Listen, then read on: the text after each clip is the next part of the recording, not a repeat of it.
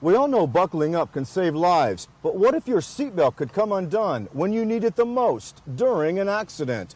According to lawsuits, as many as 5 people may have died because their seatbelts allegedly unbuckled, and some fear that death count could be even higher. He was passionate about everything he did. Those who knew him say 33-year-old Bart Moran was even passionate about wearing his seatbelt. We often made fun of him because he was so adamant about wearing a seatbelt. He wouldn't even put the car in gear until everyone was belted. It was 1996, just a few days before Christmas. Yvonne Moran sent her husband Bart to get a roasting pan for a turkey she was cooking. That would be the last time Bart would ever see his wife and infant daughter. I never had a chance to say, I love you, goodbye. Didn't even kiss him goodbye. And then for him not to return and for me to know that he's never coming back. Bart was at this intersection just minutes away from his Corpus Christi home. A car ran a stop sign and broadsided Bart's Chrysler minivan. Bart was ejected from the vehicle, even though a jury later determined the dead man had been wearing a seatbelt at the time of the crash. But I felt such anger because I knew that there had to be a problem with the seatbelt.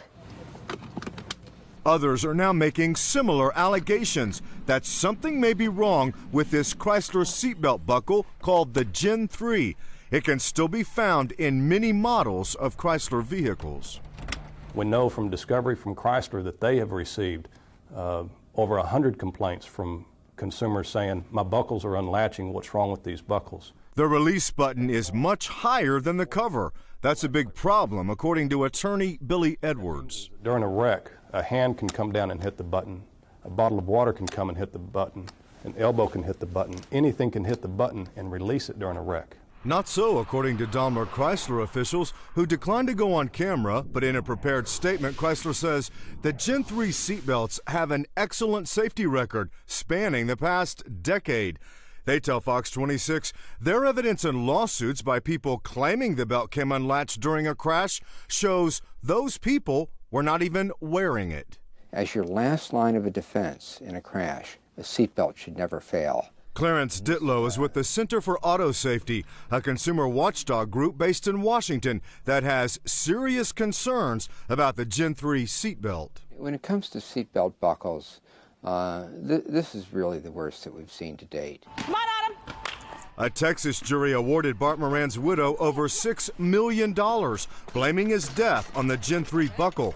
Chrysler is now appealing the jury's multi-million-dollar reward, contending no defect in its Gen 3 seatbelt caused Moran's death. We have sued Chrysler on several occasions for personal injuries and death. Marie DeMarco is an attorney in Tampa, Florida. She has settled 2 lawsuits with Chrysler. In both, the company admitted no wrongdoing, and Chrysler officials tell us they settled the suits because it's quicker and cheaper. We've been getting a lot of complaints about these seatbelt buckles. The really scary part is that a bunch of them are unlatching from around child safety seats. But there were many times that I noticed it had come undone. Johanna Bonfilio from Boston is just one of several parents nationwide making the same scary claim.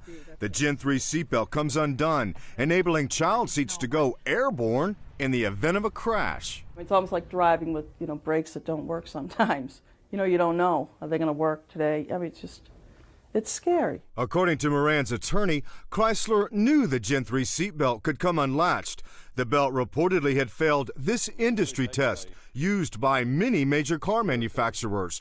It's called the 30-millimeter ball test. General Motors uses a ball test. For buckles to pass the test, a ball rolled across the top of it should have no impact at all. The buckle should remain secure. Toyota's buckle won't open with the 30-millimeter ball. But watch what happens when the ball is rolled across the top of the Gen 3 seatbelt.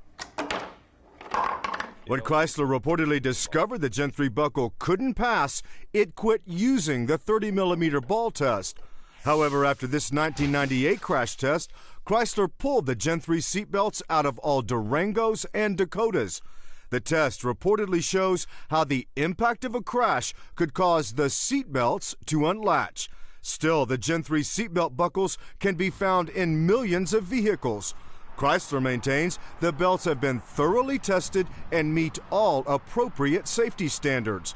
Yet Chrysler has stopped placing the Gen 3 buckles in the front seats of its minivans. The reason Chrysler cites for the change is new technology. There's no reason or rationale that this buckle should still be in vehicles. There needs to be a recall, says independent auto safety expert Sean Kane. We contacted Kane in New Hampshire.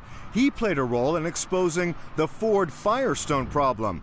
Now he says it's Chrysler's turn to take responsibility. They know they've got a problem. Their crash tests show that. The litigation has shown that. The real-world incidents and complaints show that. So there's no reason why this company should hold back and not replace these buckles. But Chrysler apparently sees no reason for a recall, saying the National Highway Traffic Safety Administration hasn't identified any issues with this seatbelt design.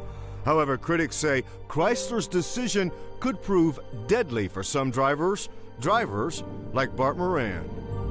He was a real person, and he's not here today because his seatbelt unbuckled.